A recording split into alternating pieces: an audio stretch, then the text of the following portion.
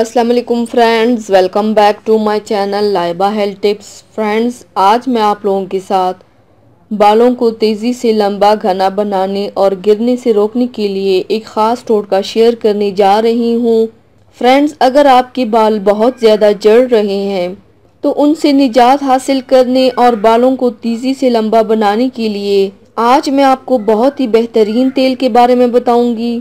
तो चलिए शुरू करते हैं, पर इसके पहले प्लीज़ मेरे चैनल को सब्सक्राइब कर लीजिए और बेल आइकन को दबाइए एवरी लेटेस्ट ब्यूटी अपडेट को सबसे पहले पाने के लिए।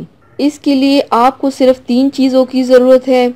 सबसे पहले आधा कप सरसों का तेल लें, उसमें 1 चम्मच अदरक का रस डालें, 1 चम्मच कैस्टर ऑयल डालें। अब इन सबको अच्छी तरह से मिक्स कर लें। मिक्स करने के बाद अब इस तेल को बालों की जड़ों और पूरे बालों में लगाएं। 2 घंटे के बाद बालों को शैम्पू से धो लें। आप पूरी रात के लिए भी ये तेल लगा सकते हैं।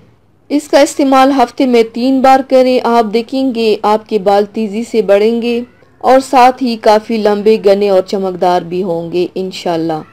तो व्यूवर्स, थैंक्स फॉर वॉचिंग। मेरी वीडियो को लाइक और शेयर ज़रूर कीजिएगा। मिलते हैं एक और नई वीडियो में, तब तक के लिए अल्लाह हाफिज़।